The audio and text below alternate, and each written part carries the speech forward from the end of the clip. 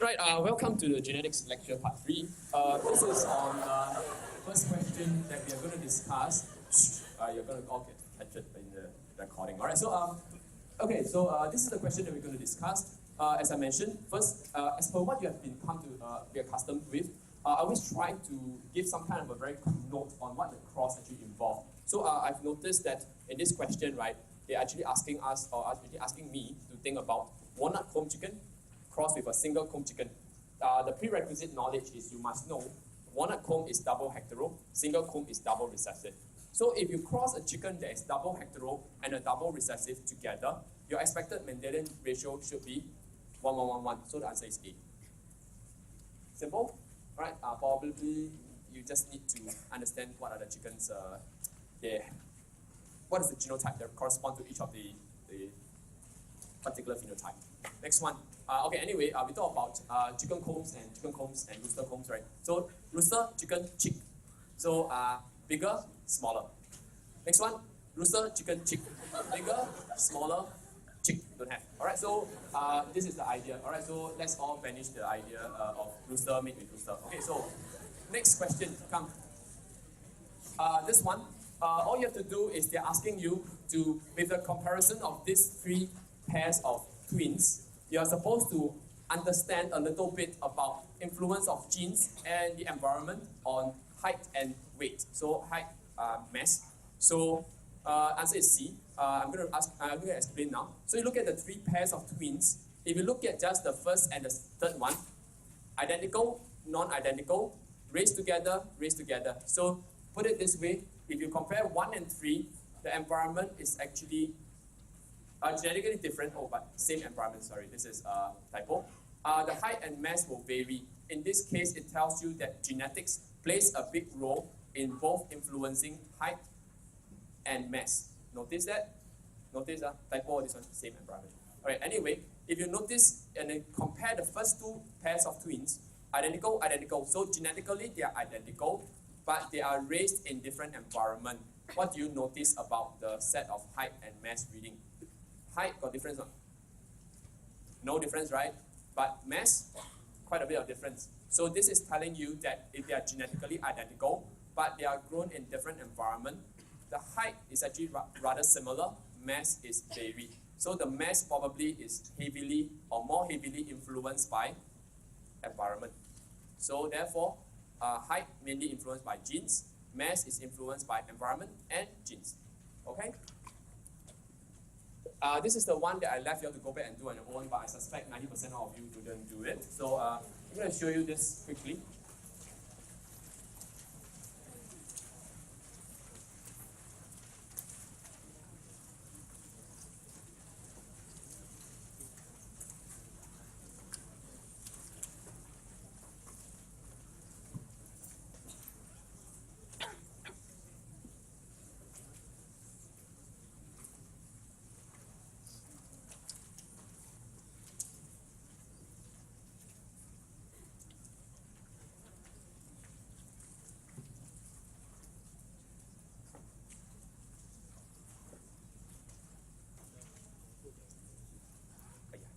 Maybe next time.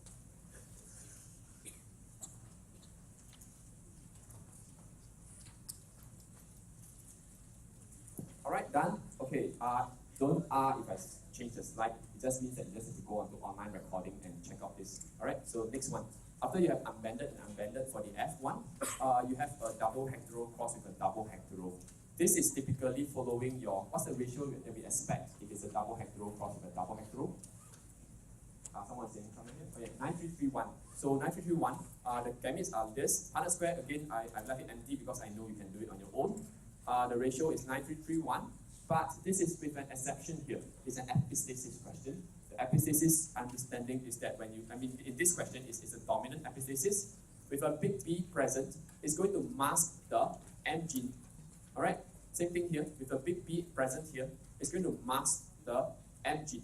So together, these two should show the unbanded phenotype because it has already been masked by the dominant B allele.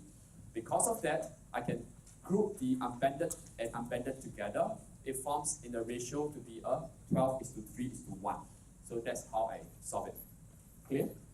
Simple. Go back and figure it out. Actually, it will be better if you actually practice on your own first before you copy down my answer.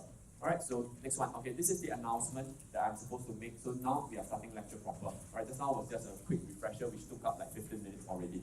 Alright, so very quickly, let's get this. Topical quiz 2 is going to take place week 8 after the Chinese New Year week. It's going to include 2 topics, photosynthesis and genetics A. Your tutor will tell you which exact period they want to conduct this in. It's during classroom lesson. Alright, so it's photosynthesis and genetics A. In Common Test 1, which is going to happen 2 weeks later from then, week 10, it's going to include ICS A, respiration, photosynthesis, genetics A, and my genetics B. That means the parts that I'm going to finish today, along with planning. Simple. Alright, there's going to be the format is going to be very similar to your promos. There's MCQs, there's structured, there's essay, and planning. Okay? Okay, let's go on. Understanding genotype and phenotype. This is actually nothing new to you. So don't be alarmed if I start to speed up a little bit for this section.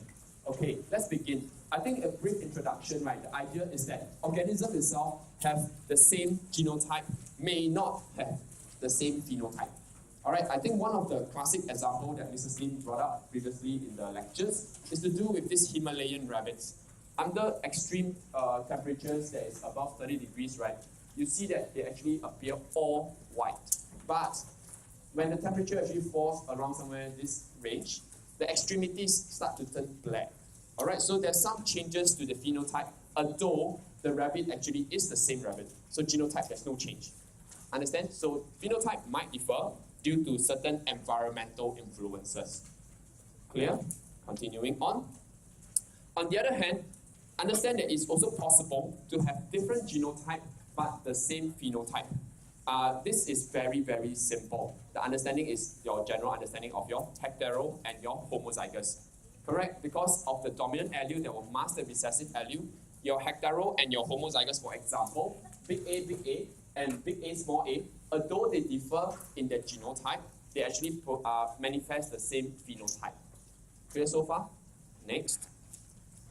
Next one, when you have a change to your genotype, right? Typically, this is what you know it as mutation, which is highly elaborated already last year during your photosynthesis topic. When you have a change in your phenotype, right, we can call it's called a modification, and this is not inheritable. So I give you a very cool example here. If you lose a finger in an accident, right, it's not going to be inherited by your child next time. All right, so the person is still going to come out probably with 10 fingers. All right, probably. All right, depends on what you eat also. All right, so continuous and discontinuous variation is the next big concept. Okay, so I briefly just touched on this genotype and phenotype because they are all coming from all over the place in terms of concepts that you have to understand already. So it's not a new concept at all. So that's why the brief thing. This one is a pretty new concept. Let's spend some time on this. Continuous and discontinuous variation. What do they refer to? Firstly, understand that when we study variation in a population, that means, for example, let's just look at this LT, right? I can ask you all to give me a particular data of yours, maybe height, but I heard that height can be quite sensitive, so forget about that. Maybe weight. How about weight? Maybe weight. All right, so... Alright, you can't go right with this, alright? So no, you can't please everyone. The point is, in a population, there is variation. And when there is variation, you can track variation. And you track variation by recording down the particular data as well as how often it appears in the population. Okay, let's say for example, height. Okay, for example, height. So if I ask you all to list out your height, right, it's probably going to have quite a range. But generally, what they understand it to be is that it will usually follow a normal distribution. All right, maybe we can work it out someday when we have time. All right, maybe it will be clearer then. But understand that this is usually the case for the variation here. So there are 2 types of variation. They can be classified into 2 types. One is known as discontinuous. Discontinuous variation, example, blood group. What does it mean? It means that there are actually very distinct categories in the variation. That means very, very clear groupings. So, for example, blood group. Right? Blood group, very clear, right? You're either AB, A, B, or O. So it's very clear classes. So there are no overlaps. There are no intermediates. You can't tell someone, I am part AB and part B. No. You are either AB or B or A or O. Very, very clear categories. is controlled by one or two major genes. The words that's bigger, obviously more important, but everything is important, but more important. All right, controlled by one or two major genes, and it is largely unaffected by the environment. You can't go to a cold country and tell people you switch your blood type. Yes, so it's not like it's going to be influenced very much by the environment.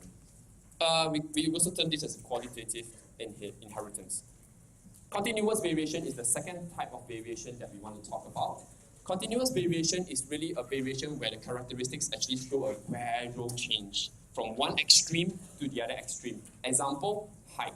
Alright, so this is something that there isn't a particular group, a class you can put it together. Although some people tend to artificially say tall, taller, tallest. Alright, but it's not a real classification at all because the numbers do have intermediates all over the places. Correct? Even at say a 180 cm height, right? Yeah, cm height, right? You have a 180.1.2 and so on and so forth. So it is just not possible to have discrete classes for certain variation. Agree? Alright, so next. So continuous variation, there's no distinct categories. And the understanding is that there's very big overlaps between the classes. Alright, so generally we understand them to be controlled by a large number of genes, also a term known as polygenic. There's an additive effect. I'll talk about additive effect in a while's time. But the understanding here is please note the difference between what influences this continuous variation and what influences continuous variation, because obviously this is a big difference already. Alright, it's controlled by a large number of genes and there is significant influence by the environment. Alright, so people who eat more usually tend to grow a little bit more in mass. Alright, then people who eat lesser tend to have, tendency, alright? We talk about genetics and there's environment, right? Both plays a part, alright? We also refer to it as a quantitative inheritance. Okay, case study 1, height. Okay, what we have come to understand is that there are more than 50 over genes that's associated with height. In this case study, we'll just talk about 2 genes. And I'm just going to arbitrarily label them as A gene and B gene. Alright, so they have some real names, but let's just say it's A and B gene. So for example, if the A gene, right, the dominant allele gives 4 units, the recessive allele gives 2 units, and for the B gene, right, the dominant gives 2 units, the small b gives 1 unit, what you are going to get is that when there is a there's a variety of genotype over here, what you'll see is there's a huge range in terms of the height that you can get. But if you put all this into a frequency distribution table that I was trying to tell you at the first slide, you're going to end up somewhat like what does this remind you again? Normal distribution. So the idea here is that generally, the variation in the frequency itself, the variation in the population itself generally follows a normal distribution when you look across all the values here. Alright? And this is a continuous variation. So it will more likely than not resemble that of a normal distribution. Okay, additive effect. So this case study is trying to tell you the idea of additive effect. The idea that, let me go back one more slide. Okay, the idea that, for example, if your genotype is big A, big A, big B, big B, the idea is each of the allele actually provides a value to the overall phenotype. For example, as I stated here, the big A gives you 4 units, big A gives you another 4 units, so you have 8, plus the big B, 2 units, big B, 2 units, so you have in total 12. So the metric value over here, you get 12. So when we talk about additive effects, it's just a phenomenon that we observe when each allele in the genotype gives a value that can be added together to yield the entire total phenotype. Understand? Let me go to the additive effects now. So this is the idea that I'm trying to tell you. Additive effect is a concept that's telling you each allele in your genotype, it has a specific value. And that specific value can actually be added together to contribute to your final phenotype. That's the idea of additive effect. And generally, we understand it to be heavily influenced by environmental effects. Ken, so far? Good? Oh, I think I'm going a little bit fast today. Are you all able to catch? Do I need to slow down? Oh, okay, great. We can finish this early.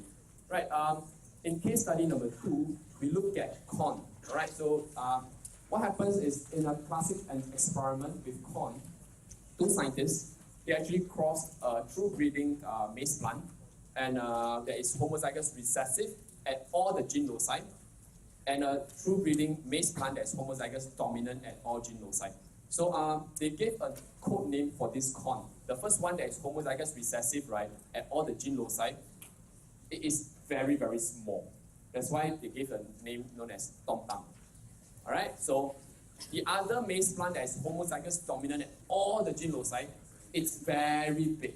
All right, so they gave it as a black, they call it a black Mexican. Right? Do you know what's the relationship?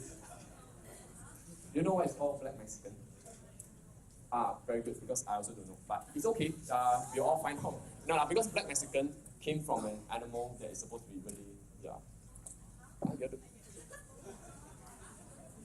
Black Mexican is the name of a species of snake that is really long. Okay, so parents.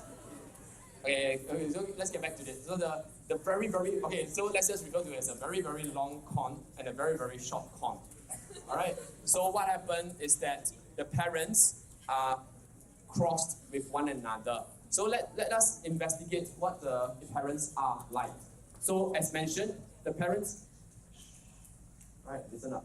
All right, what happens is that they are telling you that the parents are both pure breeding. So pure breeding means that they are homozygous at all the gene loci. Okay, in this case, right, we are looking at a large number of genes. So for simplicity's sake, right, I just put it down as A, B, C, D, and then dot dot means very, very long. Could be A, B, C, D, E, F, G, H, and so on and so forth. So many, many gene loci. And for the corresponding parent, the Tom Tam, because it's homozygous recessive at all the gene loci, it will be looking something like this: A, B, C, D, but all small letters. Dot dot means continuing stretch on to more than the 4 genes that I show you here. So far clear? Understand, right? So what I'm trying to tell you is that this first cross by the 2 scientists, it involves 2 parents, one homozygous dominant at all the gene loci, which is really, really many of the genes, crossed with the second parent, which is homozygous recessive at all the gene loci. Simple? So this first cross, right, is actually quite revealing, because what happens is that they go on to actually plot the frequency of the, notice the x-axis is the corn length, and the frequency over here, so how long the corn can be growing to. Notice that in parents 1, which is the shorter one, the length is obviously towards the lower numbers of the length, while the parent number 2, which is the dominant, means dominant for all gene loci, it's actually going towards the higher end of the length. So far clear? Which is expected, all right? What happens is that, what they notice is that even within the parents' population, right, even though they are all genetically identical, correct, you notice there's actually variation amongst the parents for P1. Same thing goes for P2, even though they are genetically identical, all homozygous dominant, there's also variation amongst them. So this leads to a very important conclusion that I would like you all to highlight in your notes, that the variation exists in the parents, in each of the parents, P1 and P2, even though P1 are all genetically identical, P2 are all genetically identical, within the population, you still see variation. This must be attributed only to effects of environment and not genes, because they are genetically identical. Clear? Can you please highlight that, the fact that attributed to effects of environment? This is for parents, highlight, very important. Secondly, so after that, right, from the parents, right, obviously you get the F1, correct? For the F1 generation, after you cross a homozygous dominant for everything, or every genes, with a homozygous recessive with every gene, you're going to have obviously a heterozygous for all the gene loci. So this is what I have for you. Big A, small a, so on and so forth, and dot dot. That means it's stretched on again. So the F1 generation, what they notice is also very interesting. Within the F1 generation, all the corn, their genes are actually, their genotypes, are all heterozygous. So within the F1, are they genetically identical? Yes, thank you very much. But you do notice, or rather they did notice, that even though they are all genetically identical, there is also still variation existing within the F1 population. So likewise to the parents, they are genetically the same to one another, So therefore, any variation observed in the length in the F1 cons must be due to environment only. So far, okay? Next question, next generation. After that, the two scientists went on to solve the F1 con with the F1 con to give you the F2 con. Now you see that I changed it to different genotypes because there's too many combinations to come up with when you have a... Imagine, guys, when you have a double hectaro, right? Big A, big B, small b, just a double hectaro. You cross a double hectaro and a double hectaro, how many different combinations are you going to get? You all did the Punnett square, right? 4 by 4 gametes. Go and count the number of combinations. Now, instead of a double hectaro, right? Imagine I stretch it for 50 genes.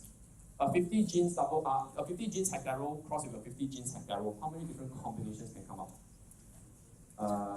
I can't work out the math. All right, so different genotypes. All right, simple. All right, so idea is you're going to find a much wider range of variation genetically in the F2 population. And because of that, right, take a look at the spread. What do you notice about the spread? It's actually a far wider variation in terms of the length as well. Notice? So this is actually quite understandable because the huge range of variation in the genetics or the genotype of the F2 cons leads to a wider range of variation. And coupled with the fact that we know that length itself is already influenced by the environment from the parents and the F1 generations example, this means that the wider range of variation can be attributed to both genetics and environmental influences. Hence, a wider spread. Okay? Understand. Questions, anyone? Right. Take a look at this. 2 minutes. 21-3 question as well.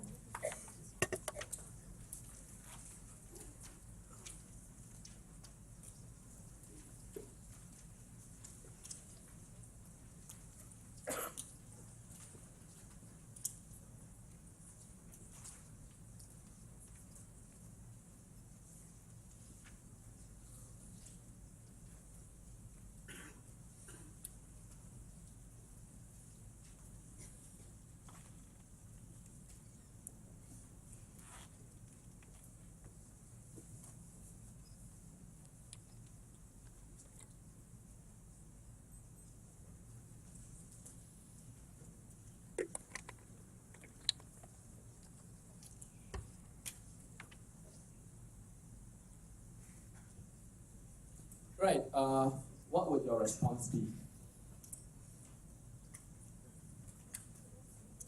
Let's see. You want?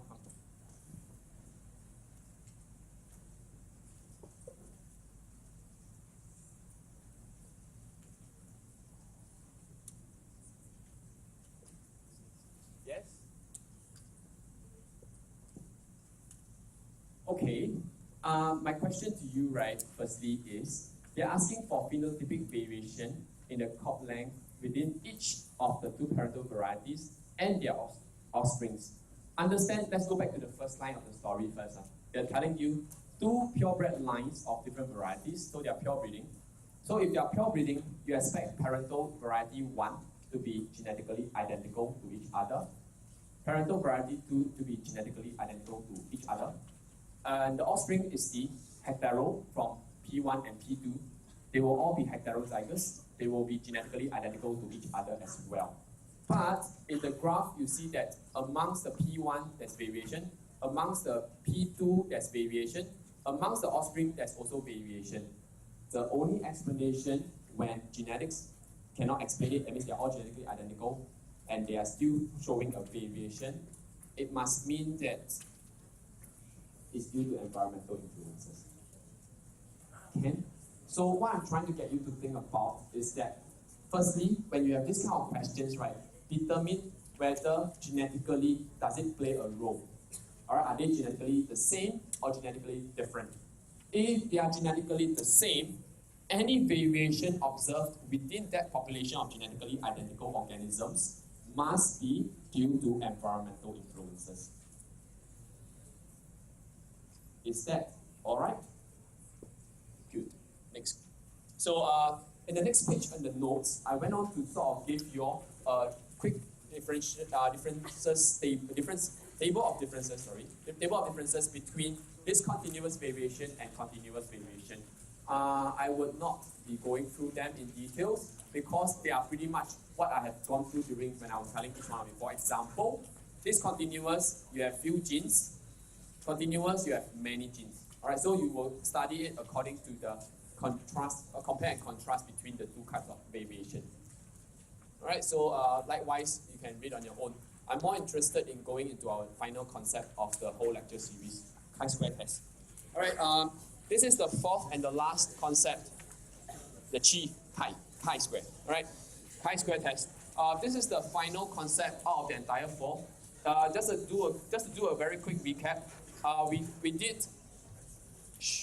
did linkage, the first one.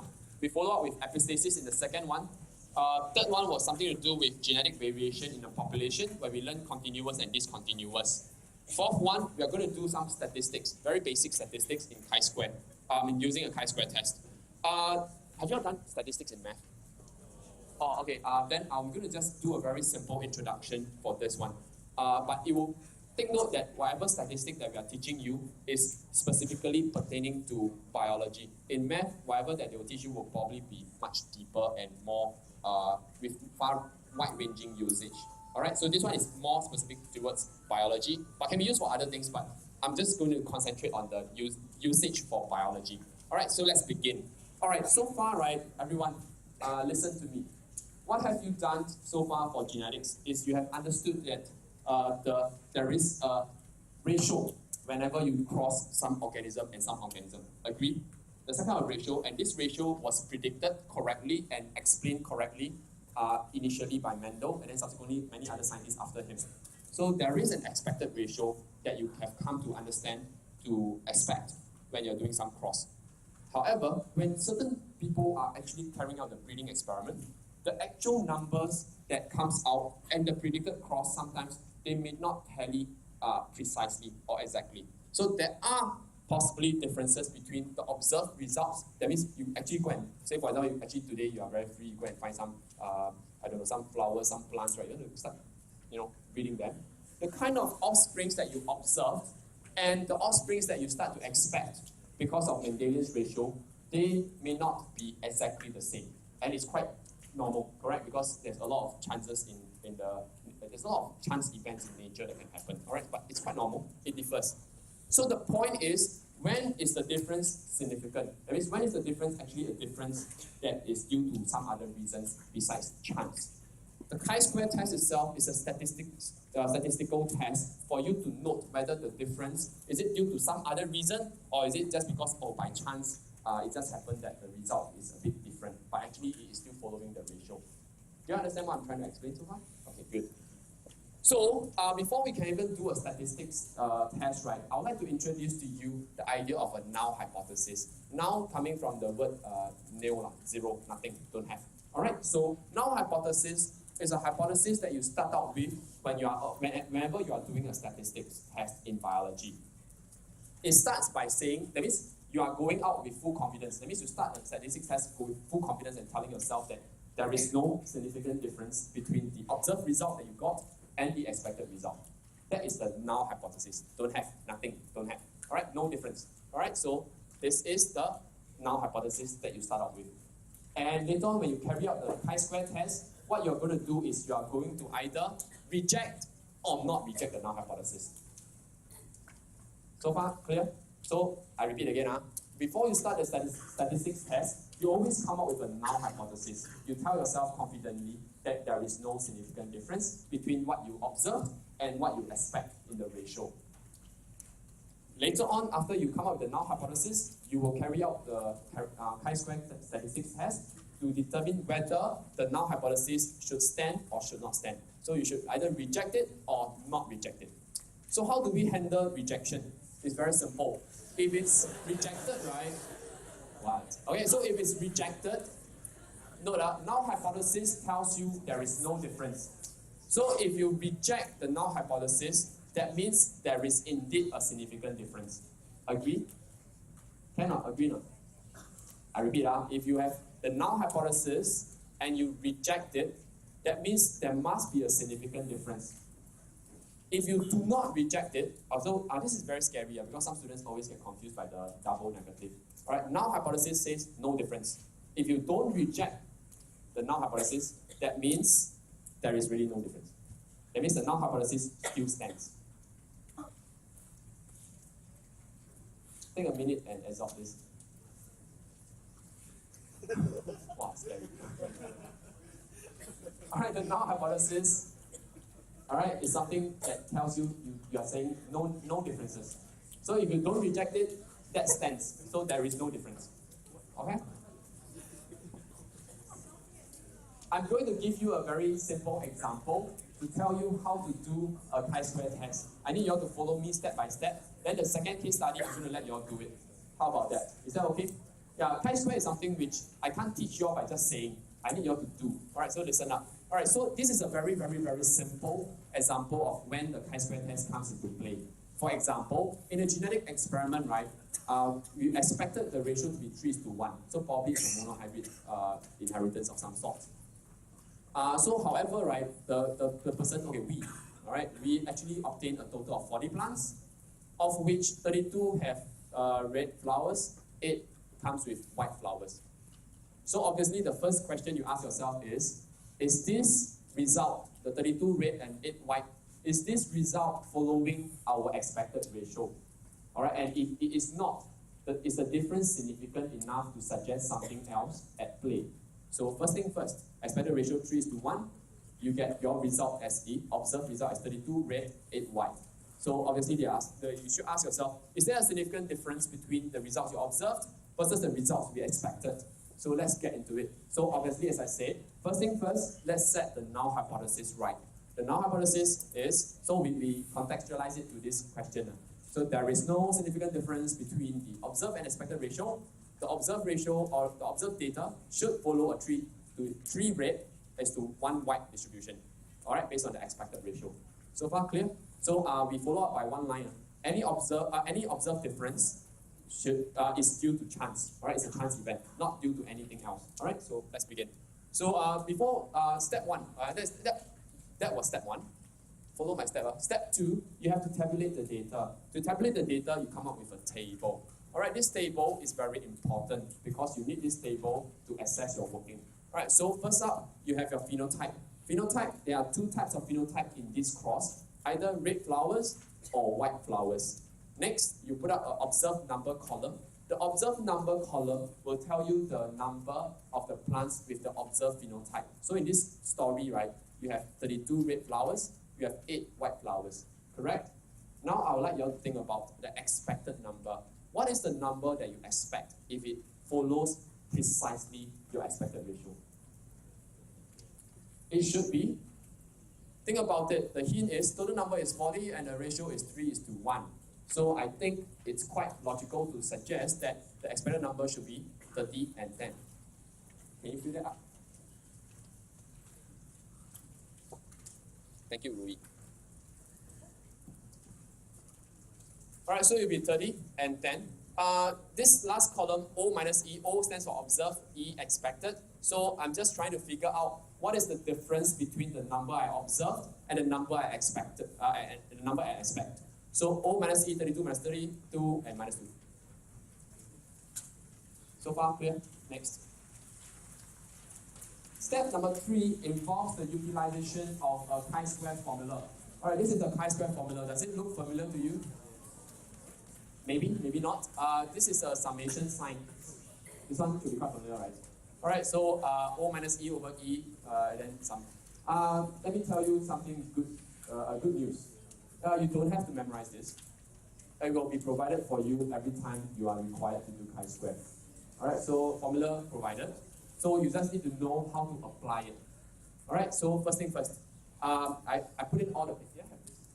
Okay, I have this. Alright, so you put in all the numbers into the formula. So do I need to explain which number go into which slot? Don't need, right? That will be pretty straightforward, right? So you put all the numbers in, and you press into your trusty calculator again, and it's 0.53. alright, as the number that you get for chi-square. So 0.53, step number 4. So that's step number 3. Put everything into the chi-square formula, calculate the chi-square value. Step number 4, you determine something known as the degree of freedom. The degree of freedom states how free the number can be. I mean, in a way. Alright, so what you do, right, is you find the number of phenotypic classes minus 1. It's always minus 1. So in this case, right, there's 2 classes here, red and white. So it will be 2 minus 1. Your degree of freedom in this case will be 1.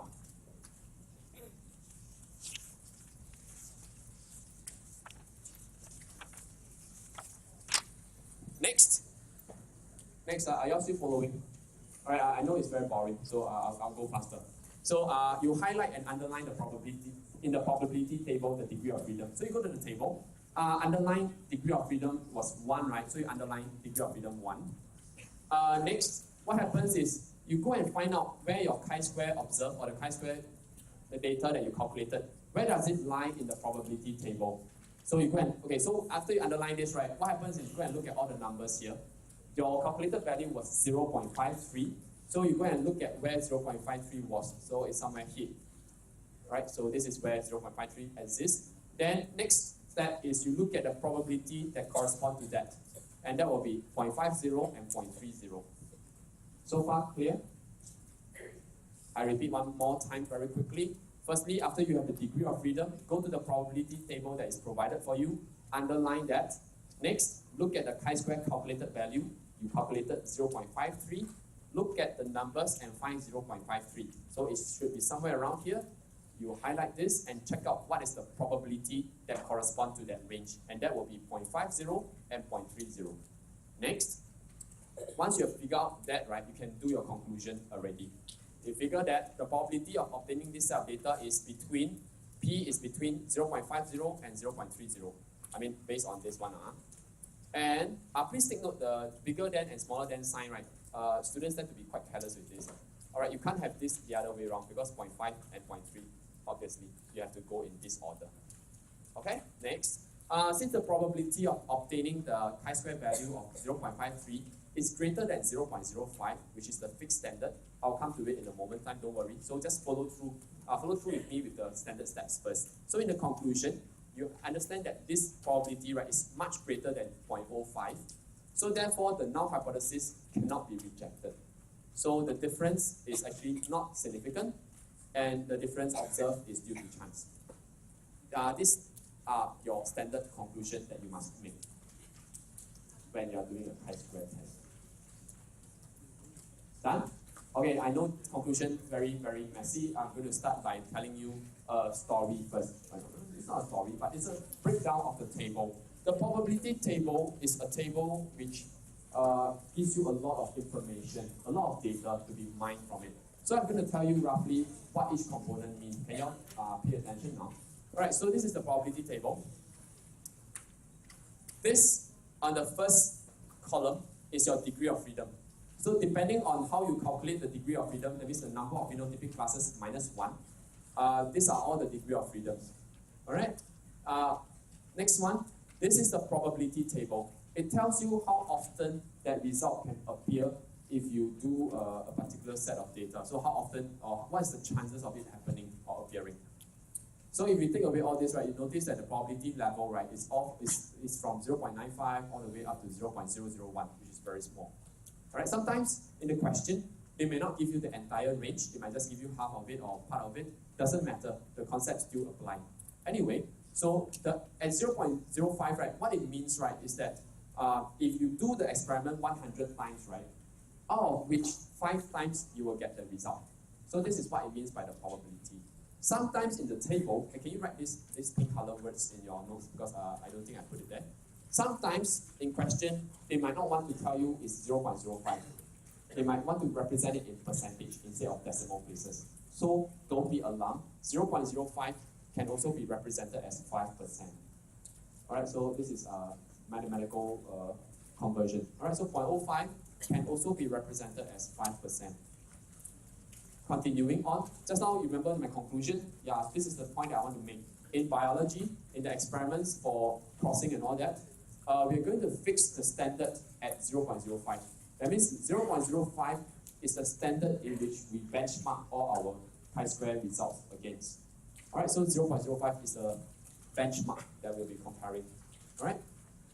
So if, okay, think about this is the important thing. If the probability of difference occurring is greater than 0.05, the difference will be considered to be non-significant. Alright, because it happens too frequently and so frequently such that the difference is really not significant. The other one, on the other end, if it is smaller than 0.05, yeah, we consider the difference to be significant.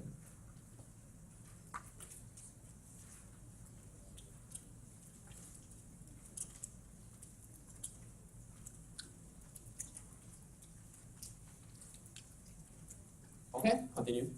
Wow, some of you already, are you all still awake? Right, come. Next one. After we look at the probability row, there's an amount of difference due to chance. This is the amount of deviation that they can allow based on the probability. So what does it mean, right, is that, let's look at this. If I use the case study example of 1, degree of freedom is 1. We fix at 0.05. So this is the, so when we fix it, right, guys, I will recommend to you several ways in which you can do it. First thing is, whenever you determine the degree of freedom, always underline the degree of freedom. Number 2, once you underline the degree of freedom, right, always try to box up your standard, which is 0.05. Either you highlight it or you box it up. It's a good method to understand where's the benchmark. Next, you notice that the number in the deviation is 3.84. What does it mean? It means that up to 0.05, right, you can allow 3.84 in terms of the difference. If the difference is greater than 3.84, right, the difference will be considered to be significant. If the difference is smaller than the allowed difference, that is smaller than 3.84, then it is insignificant. So for example, I give you a very simple example. Just now our value was, what was our chi-square calculated value? 0.53. Is 0.53 smaller or bigger than 3.84? Smaller. So the difference of 0.53 is smaller than the allowed difference of 3.84. So it is considered to be non-significant. Okay, so far? So if you notice, right, I've actually given you 2 ways of telling whether it's significant or not, right? One way is by looking at the probability. You look at 0.05, if it's bigger than 0.05, it's happening so frequently that it is not significant. That's one way of looking at it, method 1, in my notes. Method number 2 is you look at the amount of deviation allowed. If the deviation allowed is 3.84, you calculate the chi-square, you determine whether it's smaller or bigger than it, and you determine whether it's significant or not. You can use either one of the 2 methods. But in my lecture, I'm teaching you both. Alright? Alright, so this is what I just mentioned just now verbally. So chi-square value in the first example, we calculated 0.53. It's smaller than 3.84. So therefore, it is not significant. Case study number 2. This one, I would like you all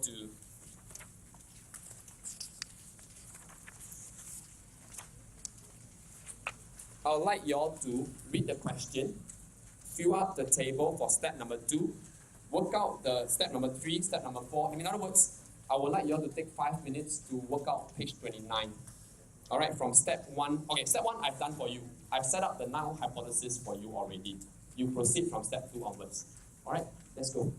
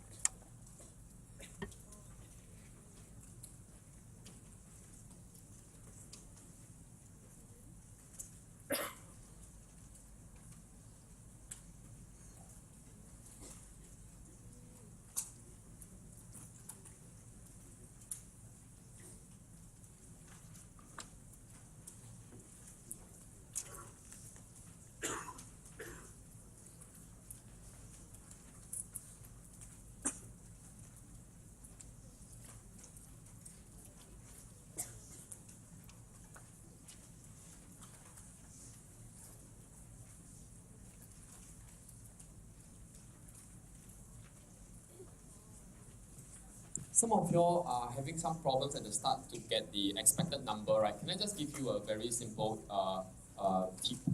To get the expected number, right, all you have to do is you calculate the total number, then you divide according to your expected ratio. So the expected ratio is 9:3:3:1. In total, you should have how many parts? How many units? 16. So the total number divided by 16, then you go and figure out how many of these phenotypic classes are the expected number.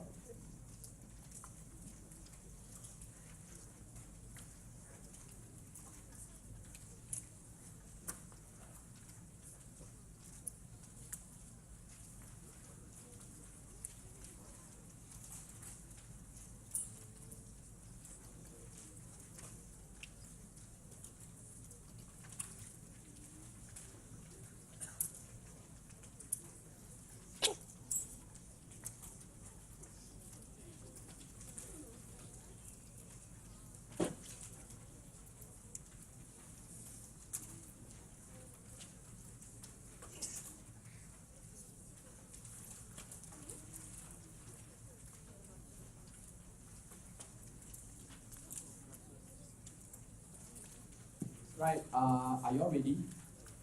Step 4 done. Right, some ready, some not ready. Can I proceed on with the step 1 first? Right, are you all ready, guys, girls?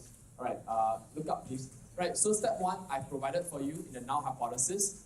Take note when you are doing your own chi-square question, if it's not provided for you, you have to state your own null hypothesis. Right, so next, tabulate the data. So the observed number is this. What is the expected number? As I repeat again, to get the expected number, all you have to do, those who don't know, please listen up and write it there somewhere in case you forget. To get the expected number, all you have to do is you add up all the number of the offsprings, that means you get a total number of offsprings, and you figure out what's the ratio. As mentioned in the question, the expected ratio is 9:3:3:1. So you add 9:3:3:1 together, it is 16. So in total, there must be 16 parts to it. Total number divided by 16, and you multiply by 9, multiply by 3, multiply by 3, and multiply by 1. Right, so you get this. Alright, then observed minus expected self-explanatory. This column minus this column. Any problem with this? No? Next question then. Degree of, oh no, not degree. Okay, the chi-square calculated is that you use the applied formula. You put in all the values, so I put in everything inside, and I get 0.79. You all get that? Alright, next. Degree of freedom states that it must be number of phenotypic classes minus 1. So in this case, number of phenotypic classes in this story was 4 classes. 4 minus 1, 3. Alright, so far, so good. Go and underline the probability table. Degree of freedom number 3. Go and look for the value 0.79, which is between over here. Alright, well, I realize you all cannot be left with empty questions. Some of you are rushing to my case study number 3, which is good, but should still listen to me. Alright, so because you have to figure out the conclusion first. If it's 0.79 is over here, it's between 0.80 and 0.90. See, the conclusion that I made for method number 1 is 0.80 smaller than p, smaller than 0.90, and the chance is actually greater than 0.05. You do not reject, so this is the same conclusion that you have. That was method 1. Hey, everyone, I need you all to listen. That was for method 1, where I'm using probability as a to assess whether I should reject or not reject. I'm telling you this is method 2, where I look at the deviation. So these are 2 different methods. Alright, method 2, right? First 3 steps are the same. Set null hypothesis, tabulate data, compute. The main difference comes when you do the step number 4. You have to go to the table and determine, right in your working, right, what is the theoretical. Note here, when I write theoretical here, it means the value that you get from the table. If I write observed, it's the value that you calculated based on the observed data. Alright, so theoretical is coming from the table. Observed is the one that you calculated. Alright, so if you look at the table, the theoretical value under degree of freedom 3 at 0.05 biological standard is 7.82. So all you have to do is you determine whether the deviation of 0.79, is it smaller or bigger? It's actually smaller than 7.82, which is the allowed deviation. at 0.05, you do not reject that in this case. Right, so this is just another method to represent the same question. Clear? All right, let's go on to the third question.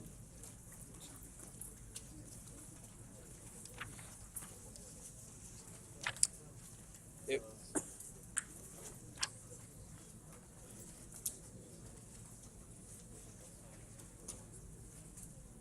I would like you all to do practice question 6 now.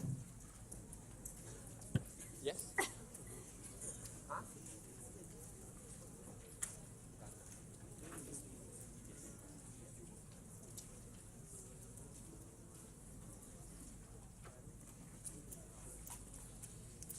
Don't be too concerned if there's a decimal place. You just calculate as per usual.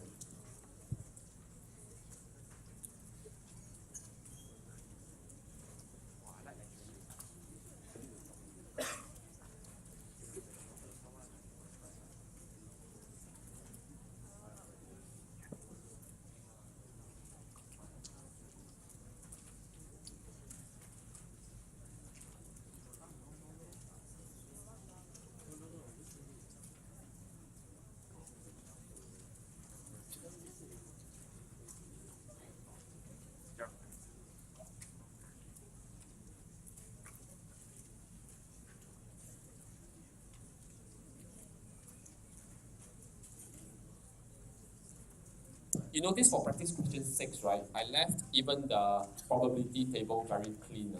I want you to try to work out the steps that I tell you how to, do underlining and all that kind of thing into that box.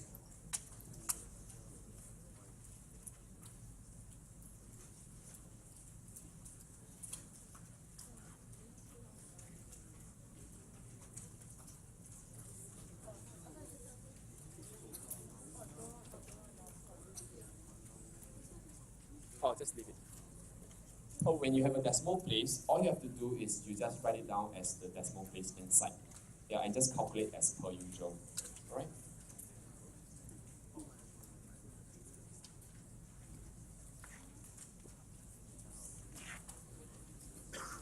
Right, so some of y'all still furiously typing into the calculator. Can I just show you at least the first 2 steps? So null hypothesis written here for you as well. Expected number and observed numbers. You want to check? Okay, good. Don't need. Okay, so tabulate it, punch into your calculator. You get 61.28. Yeah, some of you might be wondering, right? How many dp do I leave my chi-square observed to? I will leave it to the same number of dp in the probability table. So in the case of the probability table that I gave you, right, there's 2 dp. So I will leave it as 2 dp. Understand? Simple? Alright, next. I find out the degree of freedom. In this case, it will be 1. Go to the table, underline degree of freedom 1.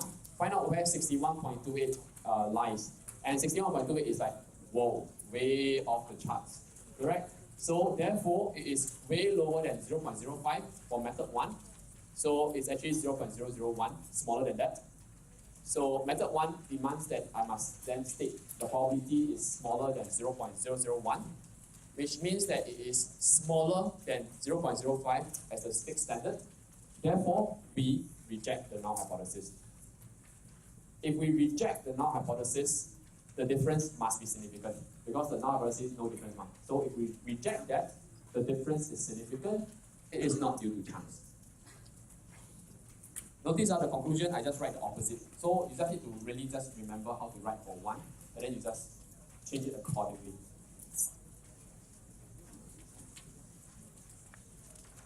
Those who are interested, there's also method 2.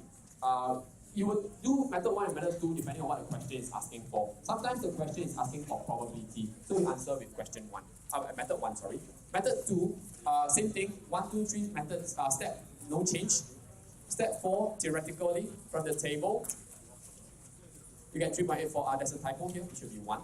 Okay, so it's a 3.84 theoretical. So 61.28 is greater than 3.84, you reject that. Simple? Wow, I love to teach this next time, right? Don't need to say anything, you just do. Everyone just wow, all your heads down, calculating, which is great. Last thing first, last thing last, can you do a, last thing last. Last thing on the agenda, can you do a survey for me? I need to find out, oh, sorry, you have to do it. 5 questions. Can you go on to this website right now and the room? Yeah, it's 10:30. You can do it now. This is for me to figure out which concept you all need additional reinforcement in, or it's all on the different concept that was taught.